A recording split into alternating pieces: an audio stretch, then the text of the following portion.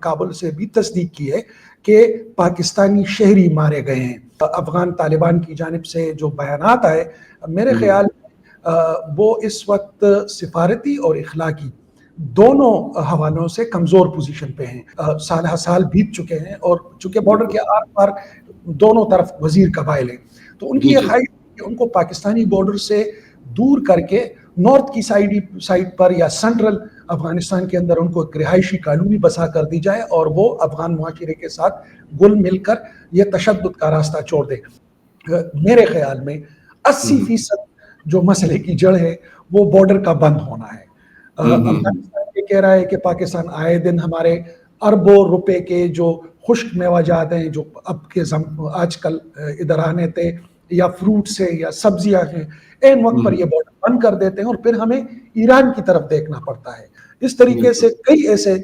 خود وزیر اعلیٰ محمود خان کے حوالے سے یہ بات کہی جا رہی تھی کہ ان کے 22 کروڑوں روپے کا چندہ دے رہے تھے TTP کو. تو ہمیں ذرا تھوڑا سا بیلنس اپروچ کو لے کر جانا پڑے گا.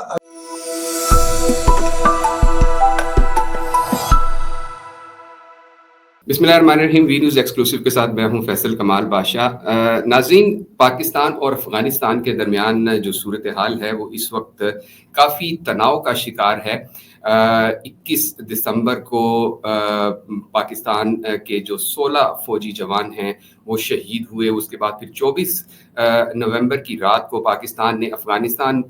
میں TTP کے جو ٹھکانے تھے، جو ٹریننگ کیمپس تھے، وہاں پر ایئر سٹرائکس کیے، جس کے بعد افغان طالبان کی جو عبوری حکومت ہے اس کی جانب سے کافی سخت قسم کے پیغامات جاری کیے گئے. اور اس کے بعد سے اب تک صورتحال کافی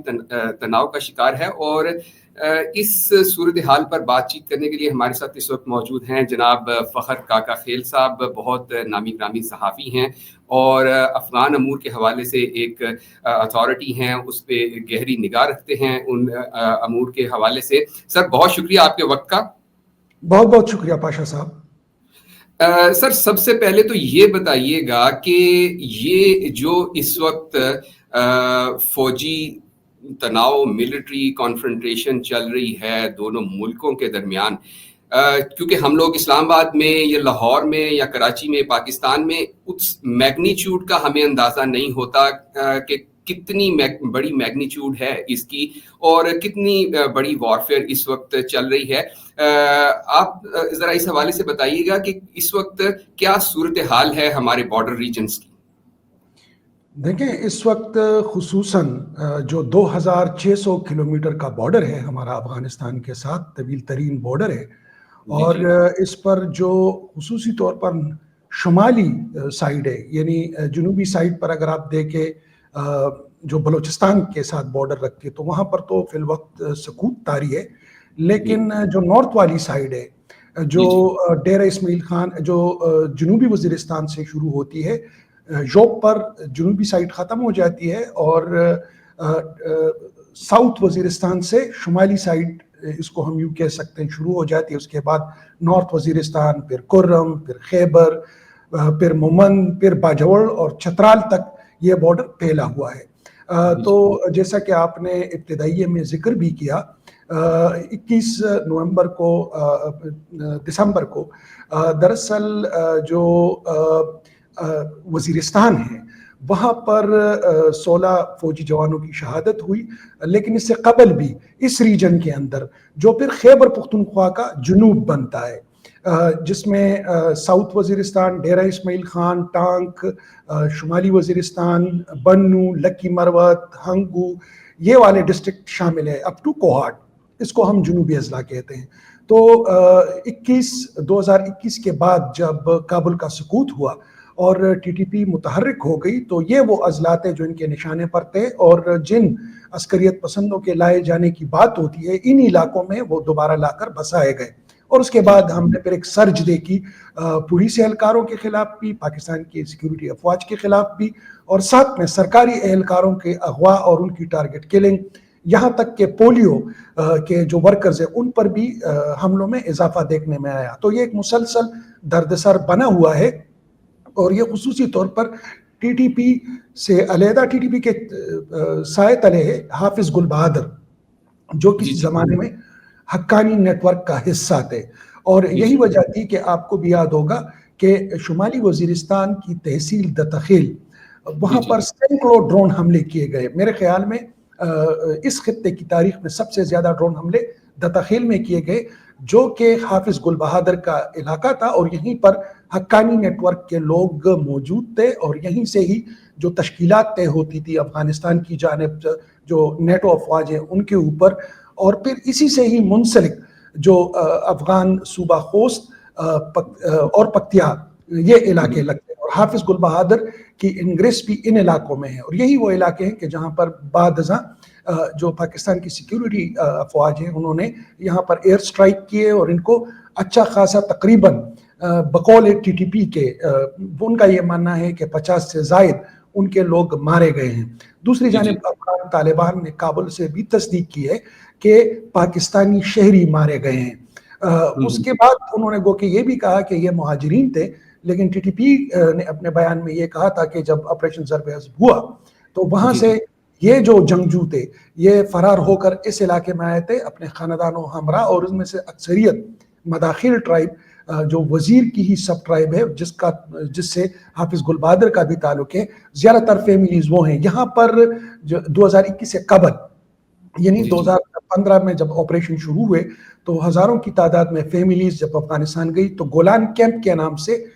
اسی علاقے میں ان کے لیے ایک مہاجر ایک ریفیوجی کیمپ بنایا گیا، اور وہاں پر پھر ٹی ٹی پی کی بھی ملاقاتیں ہونے لگی، پھر حافظ گل بہادر بھی، اور پھر یہ جو نئی صف بندی ہوئی وہ اس علاقے میں ہوئی. اب اگر مجموعی طور پر دیکھا جائے تو حافظ گل بہادر کا شمار ان عسکریت پسندوں میں ہوتا ہے جو ٹی ٹی پی کے بنیادی جو شورا تھی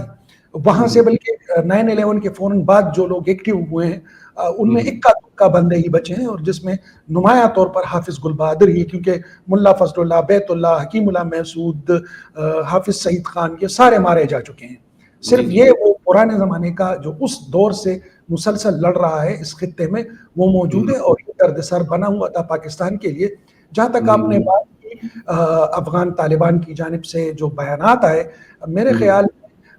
وہ اس وقت سفارتی اور اخلاقی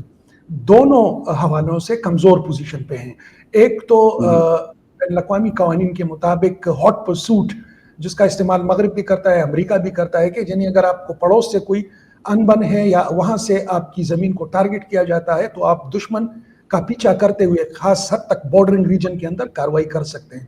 اسی کا سہارا لیتے ہوئے ایران نے بھی اگر آپ کو یاد ہوگا کچھ عرصے قبل بلوچستان میں کاروائی کی، جس کے فوراً بعد پاکستان نے اس کا جواب دیا. اور آپ کو یاد ہوگا تہران نے اس وقت ایک بیان جاری کیا تھا، انہوں نے مذمت اس کی نہیں کی بلکہ انہوں نے کہا کہ اگر ہم جائزہ لے رہے ہیں اور تحقیقات کر رہے ہیں کہ یہ پاکستانی شہری آخر آئے کہاں سے اور یہ یہاں کیوں تھے. اسی طریقے سے ایک تو یہ بات ہے کیونکہ اگر پاکستانی مہاجرین ہیں تو وقتاً فوقتاً پاکستانی مہاجرین کو افغانستان میں پاکستان کی جانب سے ان کو آفر دی گئی کہ آپ واپس آ جائیں اور یہاں پر گزر بسر شروع کی، کیونکہ آپریشن ختم ہو چکا تھا. لیکن یہ کہ نہیں آئے، یہ جنگجو تھے اور وہی کام کر رہے ہیں. تو ایک تو یہ چیز ہے عالمی قوانین کا اگر حوالہ دیا جائے. پھر دوسری بات یہ دوحہ مذاکرات میں انہوں نے صاف طور پر کہا تھا کہ افغانستان کی سرزمین پاکستان کے خلاف استعمال نہیں ہوگی، لیکن دوسری جانب ٹی ٹی پی کے لوگوں کو دیکھ رہے ہیں، ان کی ویڈیوز بھی آ رہی ہیں، وہاں بیٹھ کر وہ ملاقاتیں بھی کر رہے ہیں، وہ شادیاں بھی کر رہے ہیں، اور یہ سب کچھ اس وقت بھی افغان حکومت کے علم میں بھی تھا اور اس وقت بھی افغان طالبان کے علم میں ہے. لیکن پاشا صاحب یہاں پر ایک ٹیکنیکل پوائنٹ ہے، اور وہ یہ جس کو سمجھنے سے ہمارے زیادہ تر جو تجزیہ کار ہیں وہ اس میں ناکام نظر آ رہے ہیں، اور وہ یہ کہ 20 سال میں سے حافظ گل بہادر نے کلیتاً حقانی نیٹ ورک کے لیے کام کیا اور اپنے سینکڑوں ہزاروں ساتھیوں کی قربانیاں دی. کچھ جیل میں بھی گئے، کچھ ڈرون میں مارے گئے، کچھ افغانستان کے اندر مارے گئے، سینکڑوں کی تعداد تو ان کے جو فدائین یا خودکش حملہ ہیں ان کی بنتی ہے. تو اس حوالے سے حقانی نیٹ ورک جو معذوری ظاہر کر رہا ہے ان کے اوپر پریشر ڈالنے میں، اس کی بنیادی وجہ یہ ہے کہ جو ٹرائبل سٹرکچر ہے اور پھر جو جہادی کلچر ہے اس میں اگر آپ دیکھیں تو وہ ایسا کرنے سے معذور ہیں یا کمزور ہیں. وہ کوئی اور راستہ نکالیں گے، لیکن ظاہری بات ہے حافظ گل بہادر کو یہ کہہ سکتا ہے کہ بھائی آپ جو کابل میں فتحیاب ہو کر بیٹھے ہیں اس میں ہمارے ہی ہزاروں کارکنوں کی قربانیاں ہیں جو نہ صرف امریکی اتحادی افواج بلکہ اسی پاکستانی سیکیورٹی فورس کے ساتھ لڑ کر انہوں نے آپ کو یہ کابل کی فتح دلائی ہے. اور اب جب آپ کے دن آ گئے ہیں, آپ حکمرانی میں ہیں, آپ الٹا ہمارے خلاف کارروائی کر رہے ہیں. تو یہ ایک چیز ہے, لیکن جرگے کے ذریعے یہ بات چیت یہ کام حل کیا جا سکتا تھا. لیکن اب ایک پرابلم یہ آ گئی ہے کہ خلیل حقانی جو وزارت مہاجرین کے بھی ہیڈ تھے اور ان کا بہت کردار تھا ٹی ٹی پی کے ساتھ مذاکرات میں, ان کو امن کے راستے لانے میں, ان کی یہ کوشش تھی کہ انہی پاکستانی جنگجوؤں کے لیے, اگر وہ پاکستان جانا نہیں چاہتے, ظاہری بات ہے سال ہر سال بیت چکے ہیں اور چونکہ بارڈر کے آر پار دونوں طرف وزیر قبائل ہیں, تو ان کی یہ خواہش کہ ان کو پاکستانی بارڈر سے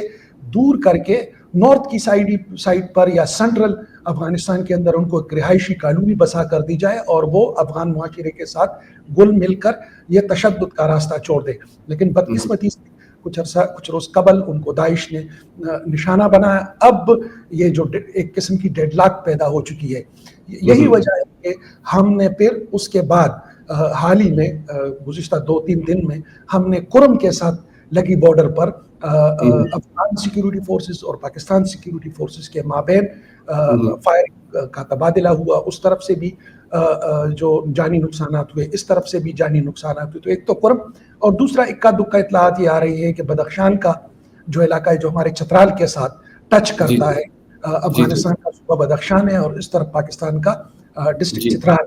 وہاں پر بھی اکا دکا گولہ باری ہوئی ہے. لیکن جو سوشل میڈیا پر جس طریقے سے کہا جاتا ہے کہ پاکستان نے وہ علاقہ قبضہ کر لیا, میں یہ کہتا ہوں کہ یہ مبالغہ آ رہی ہے. جی اچھا سر, یہ بتائیے گا کہ جس طرح سے آپ بتا رہے ہیں کہ افغان طالبان جو ہیں وہ مورلی اور گیون دا انٹرنیشنل لا اس حوالے سے وہ بیک فٹ پہ ہیں, لیکن اس کے باوجود ان کی طرف سے جو بیانات جاری ہوئے ہیں وہ تو بڑے جارحانہ قسم کے ہیں, اور انہوں نے کہا کہ جی ہم بدلہ لیں گے اور ہم دوبارہ سے ری انٹر کریں گے. بلکہ گزشتہ روز ہی جو ایک خبر جاری ہوئی کہ 20 کے قریب جو طالبان تھے ان کو مارا گیا ہے, وہ انٹر ہونے کی کوشش کر رہے تھے, انہوں نے اٹیک کیا تو جواباً ان کو پاکستان آرمی نے ان کو مارا.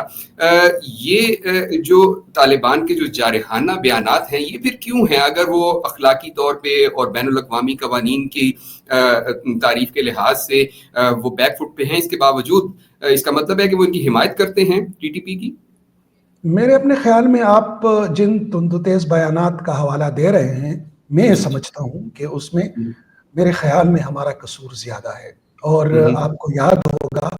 کہ جب 15 اگست 2021 کو افغان طالبان کابل میں انٹر ہوئے اور اس کے بعد ہمارے اس وقت کے ڈی جی آئی سائی جناب جنرل فیض صاحب ادھر گئے اور کپ اٹھا کر کہا کہ everything will be all right, اور دنیا کو ایک میسج دیا کہ جیسے طالبان کو ہم لے کر آئے ہیں اور ہم فتح یاب ہوئے ہیں. میرے خیال میں یہ انتہائی ناپختہ قسم کی اپروچ تھی. اس کے بعد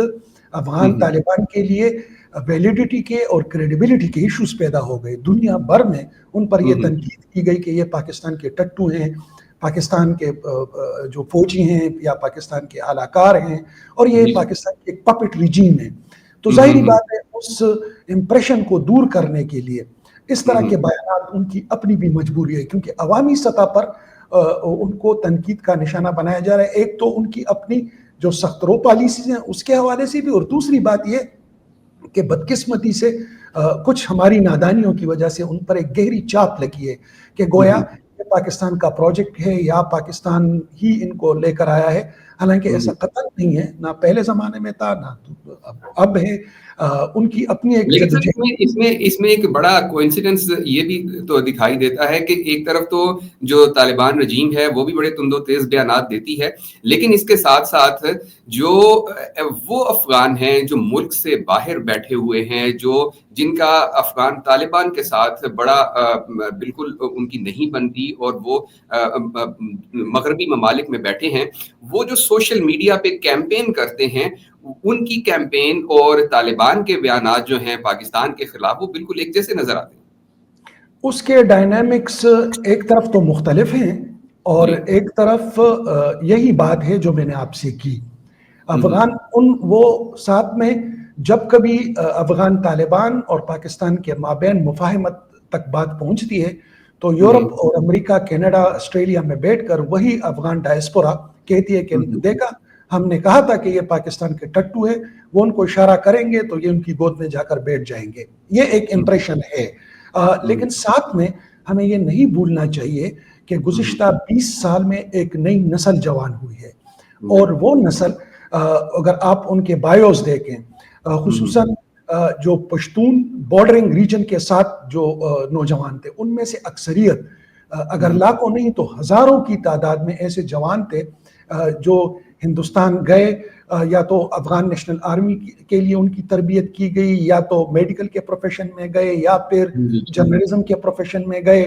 ان کو ایک خاص نقطہ نظر سے تیار کیا گیا، اور پھر ننگرہار میں، کونڑ میں، خوست میں، یہ جو پاکستان کے قریب ایون کندہار تک میں ان کی پریزنس رہی. ان کے لیے جو ریڈیو نیٹ ورکس، وہ جو کہہ رہے ہیں کہ 700-800 کے قریب ریڈیو نیٹ ورکس تھے جو بند ہو گئے ہیں، ان کی ساری فنڈنگ یا تو ویسٹ کر رہی تھی، training capacity, studios, technical support وہ انڈین کر رہے تھے. تو ظاہری بات ہے انہوں نے انویسٹ کیا. یہ نہیں کہ ہم نے انویسٹ نہیں کیا، ہم نے بھی سینکڑوں کی تعداد میں جو افغان یوتھ ہے ان کو یہاں پشاور، لاہور، کراچی، یہاں کے اچھے اچھے تعلیمی اداروں میں ان کو مواقع دیے. لیکن بیچ میں تلخی کے باعث وہ چیزیں روک دی جاتی تھی. اور پھر ہماری بدقسمتی کہ ہمارا جو میڈیا ہے، ظاہری بات ہے وہ اس حد تک پختہ بھی نہیں ہے، ہمیں یہ بات ماننی ہوگی. ہمارے پاس اتنے وسائل بھی نہیں ہیں جتنے وسائل بارڈر کے اس پار ہندوستان کے پاس ہیں. تو ان کی طاقت مائٹ زیادہ تھی. انہوں نے امیج بلڈنگ پر، اور اگر انہوں نے کچھ کام کیے بھی افغانستان کے اندر، یہ میں ڈیفینیٹلی سمجھتا ہوں انہوں نے بہت سارے ایسے کام کیے ہیں، ایون عسکریت پسندی کے حوالے سے، جن کی تصدیق خود ٹی ٹی پی کے ذرائع نے بھی کی تھی کہ ان کے وفود آتے تھے اور ان تک اپروچ ہوتی تھی. لیکن میں یہ سمجھتا ہوں کہ انہوں نے اس طریقے سے پھر اس کو پروجیکٹ نہیں کیا کہ ہم گویا یہ ان سب کے پیچھے ہم ہیں. بدقسمتی سے ہمارے کچھ نادان دوست ایسے ہیں ماضی میں جن میں سے کچھ فوت ہو چکے ہیں، کچھ غالباً ریٹائرڈ ہیں.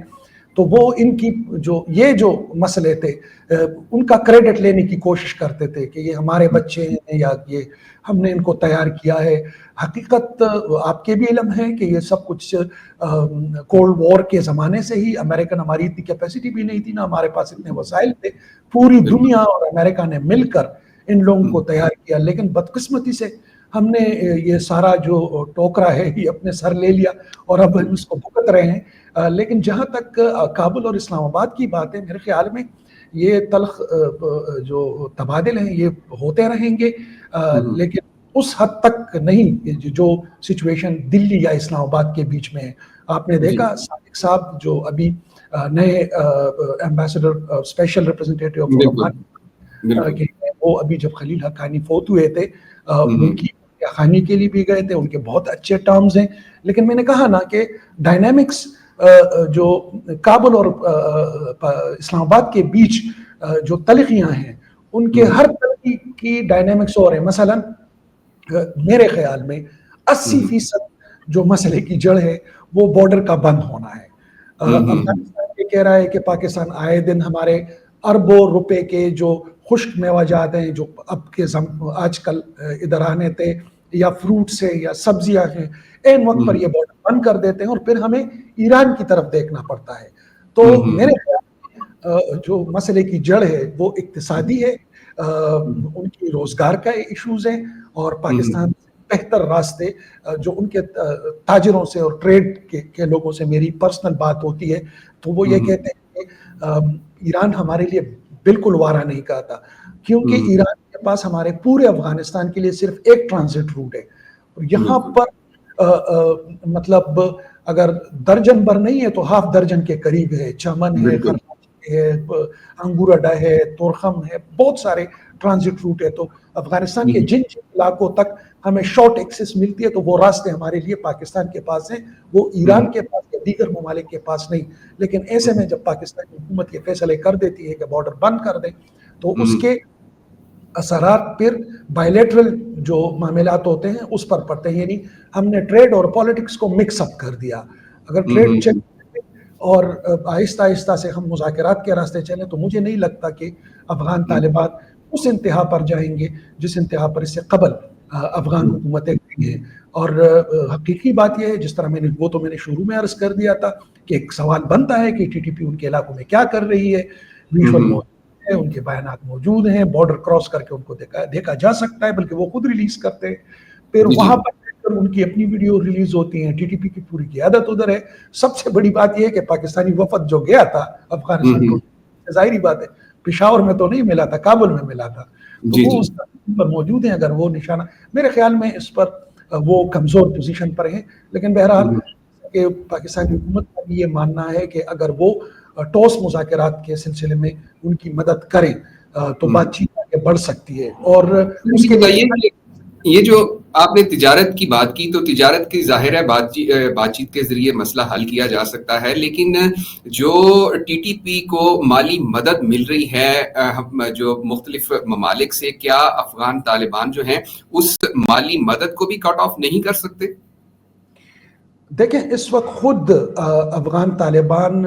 عالمی پابندیوں کا شکار ہیں. اگر ان کی دیکھیں تو ان کی ساری اکانومی جو دوحہ میں طے ہوا تھا،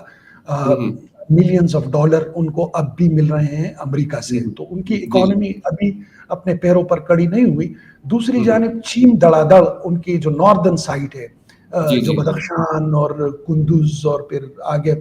بلخ تک چلی جاتی ہے، یہ پورا جو بیلٹ ہے منرل سے مالا مال ہے، اور چائنیز کمپنیاں اس میں خاصا انٹرسٹ لے رہی ہیں. لیکن اس کی وجہ سے جو افغانستان کے جو 100 سال سے زائد جو گریٹ گیم میں ان کا نقصان ہو رہا ہے، میرے خیال میں یہ جو کرنٹ طوفان اس خطے میں ابھر رہا ہے اس کی بھی بنیادی وجہ یہ ہے. تو افغان طالبان کو کئی چیلنجز درپیش ہے. سب سے بڑا چیلنج جس میں ہی پنہا ہے ہمارے کئی سوالوں کے جوابات، اور وہ یہ ہے کہ انہوں نے جو 60-70 ہزار کے قریب یوتھ کو ٹرین کیا تھا، تو وہ ایک ڈسپلن فوج کی طرح ٹرین نہیں کیا تھا، بلکہ گوریلا وارفیئر کے لیے ٹرین کیا تھا.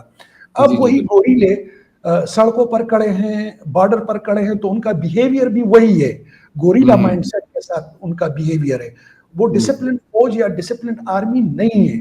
اور ہمیں یہ اس مشکل کو جاننے کی ضرورت ہے کہ جو ان کی کمیاں ہیں، جو افغان طالبان کے اندر سٹرکچرل مجبوریاں ہیں اور جو گراؤنڈ ریئلٹیز ہیں، یہ جو تلخ کلامیاں ہوتی ہیں بارڈر کے اوپر فینسنگ کے آر پار، اس کی بنیادی وجہ یہ ہے کہ ہمیں یہ سمجھنا ہوگا کہ بارڈر کے اس پار ایک ڈسپلن فوج کڑی نہیں ہے یا پروفیشنل بارڈر گارڈز نہیں ہیں. یہ وہی جو گوریلے تھے جو بارڈر کے اس پار بھی سیکورٹی فورسز کے خلاف لڑ رہے تھے، امریکی اتحادی افواج کے خلاف بھی لڑ رہے تھے، اور اب ان کے ہاتھ میں ایک پاور آ گئی. تو سر، ان کی جو معاشی، جو ان کی اکنامک کیپیبلٹی ہے، ٹی ٹی پی کی میں خاص طور پہ بات کر رہا ہوں، ٹی ٹی پی کو جو اکنامک فیسلٹیز ہیں، کیا افغان طالبان اس اکنامک فیسلٹیز کو کٹ آف کر سکتے ہیں؟ مجھے نہیں لگتا. اس کی ایک بنیادی وجہ ہے چونکہ بینکنگ سسٹم اس طرح کا کام نہیں کر رہا، تو افغانستان کی جو اکثریتی اقتصادی فلو ہے پیسوں کا، وہ ہونڈی کے نظام کے تحت ہو رہی ہے. تو مجھے نہیں لگتا کہ اس معاملے میں وہ ان چیزوں کو روک پائیں گے. دوسری بات یہ ہے کہ انہوں نے پاکستان کے اندر بھی ایسے اگر وہ اغوا کرتے ہیں تو ان کی مطلب وہ کروڑوں روپے لے جاتے ہیں، پھر سونے کی شکل میں یہیں سے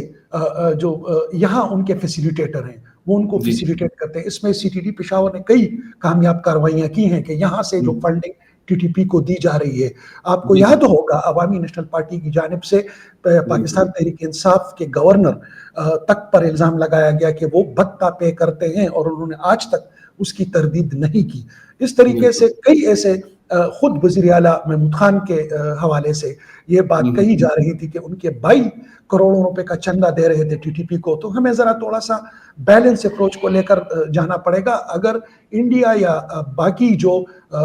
ہوسٹائل انٹیلیجنس ایجنسی ہے، اگر وہ ان کو پیسے فراہم کر رہی ہے تو وہ ہنڈی کے ذریعے ہے. لیکن یہاں پر بھی ایک زمانے میں اور اب بھی شاید وہ یہ جو اغوا بھرے تاوان کرتے ہیں یا جو بتہ کا کلچر ہے، اس میں آئی جی پی خیبر پختونخوا کے مطابق اس میں کافی کمی آئی ہے، لیکن ہماری اطلاعات یہ ہیں کہ اب بھی کروڑوں روپے کا بتہ خیبر پختونخوا یہاں تک کہ کراچی سے ٹی ٹی پی کو موصول ہوتا ہے. تو یہ میں نے کہا کہ جس طرح کابل اور پاکستان کے بیچ جو کانفلکٹ ہے ان کے ہر کانفلکٹ کے ڈائنامکس مختلف ہے. تو فنڈنگ کے ذرائع ایک ہوسٹائل انٹیلیجنس ایجنسیاں, دوسری کرمنل نیٹ ورک کے ذریعے پاکستان میں, تیسری ڈرگز جو بہت اہم کمپوننٹ ہے جو ان کے جنوب جو اس ریجن کا جنوب پڑتا ہے جہاں پر کہا جاتا ہے کہ گولڈن کریسنٹ کا کنسیپٹ ہے کہ جس میں افغانستان, ایران, پاکستان 40 سے اوپر کا جو حصہ آتا ہے اور جو انٹرنیشنلی ڈرگ ٹریڈ روٹ رہا ہے. تو اور پاپی کی کاشت میں بھی خاطر خواہ اضافہ ہم دیکھ رہے ہیں. اور یہ وہ علاقے ہیں جیسے کنڑ کی میں نے بات کی, یا پکتیا کی میں نے بات کی, یا بدخشان کے علاقوں کی بات کی, ہلمند کی اگر ہم بات کریں تو یہ پاپی کے لیے مشہور ہے اور بمپر کراپ ہے ادھر پہ. تو وہ بھی ایک ان کا ایک ریونیو جنریشن رہتا ہے. تو اس کے کئی شکلیں ہیں. میں سمجھتا ہوں کہ مجھے نہیں لگتا کہ افغان طالبان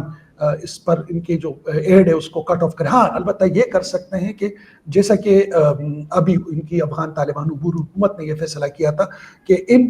جو پاکستانی طالبان ہیں ان کو پاکستانی بارڈر سے اٹھا کے کسی اور جگہ سیٹل کیا جائے اور ان کے لیے روزگار کا بندوبست کیا جائے. میرے خیال میں یہ زیادہ وائبل ہے اگر اس میں پاکستان, چائنا, سینٹرل ایشیا اور دیگر جو ہمارے ممالک ہیں, پڑوسی ممالک, ریجنل اپروچز کے ساتھ چلے. یہ مسئلہ ٹی ٹی پی میرے خیال میں اب صرف پاکستان کا مسئلہ نہیں رہا کیونکہ اس کے تانے بانے افواج کے ساتھ بھی مل رہے ہیں اور اس کو ایک گلوبل پرسپیکٹیو میں دیکھا جا رہا ہے. تو خراسان کا کنسیپٹ ہے. تو سینٹرل ایشیا بھی اسے کیونکہ 9/11 کے بعد سینکڑوں کی تعداد میں ہم نے خود دیکھا ان کے ساتھ انٹریکشن کی. Central Asian militants north Waziristan اور ساؤتھ وزیرستان میں ایسے پھرتے تھے جیسے کہ وہ تاشقند میں یا جو باقی ان کے شہر ہیں وہاں پھر رہے تھے. تو یہ گلوبل تھریٹ, خصوصاً ریجنل تھریٹ بنتا جا رہا ہے اور میرے خیال میں صرف پاکستان کی ذمہ داری نہیں, افغانستان کی ذمہ داری نہیں, بلکہ ایک ریجنل اپروچ کے ساتھ ان کے ساتھ ڈیل کرنا پڑے گا. سر ون لاسٹ کویسچن, یہ بتائیے گا کہ آنے والے دنوں میں آپ کیا دیکھ رہے ہیں کہ یہ جو صورتحال ہے یہ مزید ایسکلیٹ کرے گی, تناؤ بڑھے گا دونوں ملکوں کے درمیان, یا اس کو آپ حل کی طرف جاتا دیکھ رہے ہیں؟ حل کی کوششیں تو ہو رہی ہیں, پاکستان اپنی طرف سے کر رہا ہے, افغان طالبان ظاہری بات ہے اپنی طرف سے کر رہے ہیں, اور دونوں ممالک کی اپنی اپنی لمیٹیشن ہیں, دونوں ممالک کے اپنے اپنے ریسورسز ہیں کہ وہ کس حد تک آگے بڑھتے ہیں ان حل کی طرف. لیکن میں یہ سمجھتا ہوں کہ جو کیوس کریٹ ہوتا ہے جس کا میں نے اشارتاً حوالہ بھی دیا, افغانستان جو ہمیشہ سے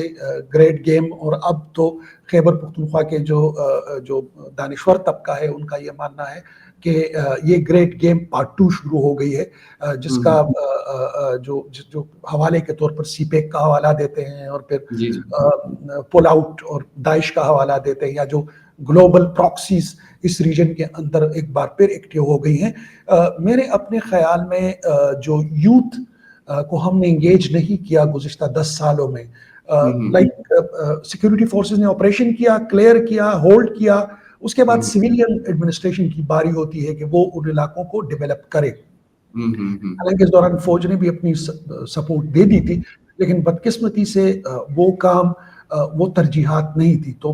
وہ جو بارڈرنگ ریجن تھا وہ بدستور ایک بلیک ہول. موجودہ جو خیبر پختونخوا کی حکومت ہے اس کے حوالے سے بھی ایک آبزرویشن آئی, پھر عمر ایوب صاحب نے ایک پریس کانفرنس میں اس کی تردید بھی کی. آپ کیا سمجھتے ہیں کہ جو موجودہ خیبر پختونخوا کی حکومت ہے یہ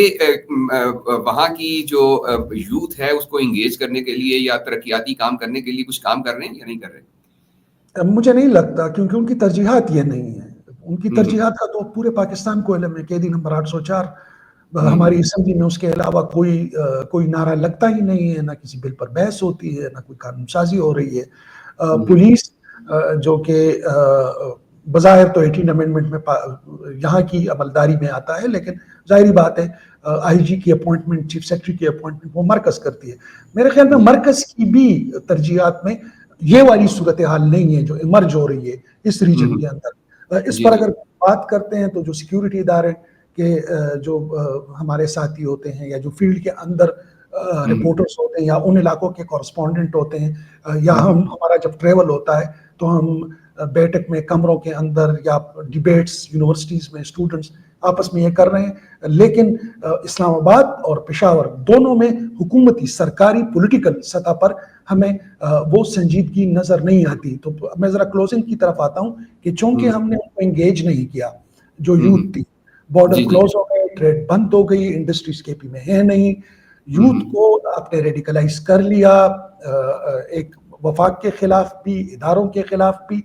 اب جو سچویشن بن رہی ہے تو جو پراکسی ہائرنگ یا فری لانسرز کانفلکٹ میں جو فری لانسر کا کنسپٹ آ جاتا ہے کہ جس کو پیسے دے دی اور جو کام کروا دیا وہ ہو جائے گا، یہ ایک خطرناک صورتحال ہے. اور میرے خیال میں پہلے ہمیں پتا ہوتا تھا یہ TTP ہے، یہ ان کے ترجمان ہیں، یہ ہے، لیکن اب کئی ایسے واقعات ہوئے ہیں جن کی ذمہ داری TTP نے بھی نہیں لی. تو آخر کس نے یہ کام کیا؟ ظاہری بات ہے مرسنریز ہیں، اور وہ اس جگہ ہوتے ہیں جب ہم جو اقتصادی طور پر یا معاشی طور پر یا سماجی طور پر ہم اس کو بلڈ اپ نہیں کرتے تو وہ پھر ایزیلی اویلیبل ہوتے ہیں ایک ویپن کی شکل میں. وہ کسی کے بھی خلاف استعمال ہو سکتے ہیں، افغان طالبان کے خلاف بھی استعمال ہو سکتے ہیں، چین کے خلاف بھی استعمال ہو سکتے ہیں، تاجکستان، ازبکستان، ترکمانستان کے، ایران کے خلاف استعمال ہو رہے ہیں. تو اس وجہ سے میں کہہ رہا ہوں کہ یہ صرف پاکستان یا افغان طالبان کے بس کی بات نہیں ہے، اس کو ایک ریجنل اپروچ کے ساتھ دیکھنا پڑے گا. اور اگر آپ دیکھیں تو 60% یوتھ کی جو پاپولیشن ہے وہ ان تمام اس ریجنل کنٹریز میں ہے، اور وہی ہے جو بڑے بڑے اٹیک اس خطے میں ہوئے. ماسکو میں جو اٹیک ہوا وہ تاجکستان نے کیا تھا، تاجکستان کا جو وہاں پر مزدور کیا گیا تھا. تو اگر وہ انگیج ہوتا تاجکستان میں، تاجکستان کی اقتصادی حالت اچھی ہوتی یا وہ ان کی ترجیحات میں ہوتی تو وہ اٹیک نہیں کرتا. اسی طریقے سے ہم نے ایران میں بھی دیکھا، وہ جو لڑکے تھے وہ افغانستان سے گئے تھے، تاجک النسل تھے. تو اچھا پشاور کے اندر ہمیں ثبوت ملتے ہیں، پشاور سٹی میں ازبک اور تاجک جو جنگجو ہیں وہ لڑ رہے ہیں. یہ ایک ریجنل مسئلہ ہے، ہمیں اس کو صرف TTP اب صرف TTP نہیں رہی، وہ ایک ریجنل مسئلہ ہے. اور اگر ریجنلی اس کو کیونکہ چین کے پاس وہ وسائل ہیں کہ وہ دے سکتے ہیں، میرے خیال میں وہ صرف ٹریڈ کے اوپر کام کر رہا ہے، سیکیورٹی شاید ان کی ترجیحات نہیں ہیں. تو اس طریقے سے وہ اس ریجن کے اوپر جو میرے خیال میں آنے والے دنوں میں ایک بڑے جنگ کا میدان بنے گا. ابھی میرے خیال میں نہ اسلام آباد کی ترجیحات میں وہ جو ہمیں نظر آ رہا ہے یہاں پر بیٹھ کر بارڈر سے 70-80 کلومیٹر کے فاصلے پر، وہ شاید اسلام آباد یا کابل ان کو یہ چیز نظر نہیں آ رہی. بہت شکریہ سر آپ کے وقت کا. ناظرین، پروگرام آپ نے دیکھا اور بہت سنجیدہ نوعیت کی صورتحال ہے اس وقت پاکستان اور افغانستان کے تعلقات کو لے کر، اور اس صورتحال کو سنجیدگی سے لینے کی ضرورت ہے، کیونکہ جس طرح سے فخر کاکا خیل صاحب نے فرمایا کہ یہ صرف دو ملکوں کی صورتحال کا معاملہ نہیں ہے، بلکہ ایک براڈر پرسپیکٹو میں اگر دیکھا جائے تو یہ چائنا کے لیے بھی پرابلم ہے، سینٹرل ایشیا کے لیے بھی پرابلم ہے، ایران کے لیے بھی ہے، اور پورے ریجن کے لیے یہ خطرات کا باعث ہے. اسی کے ساتھ ہمیں اجازت دیجیے. اللہ حافظ.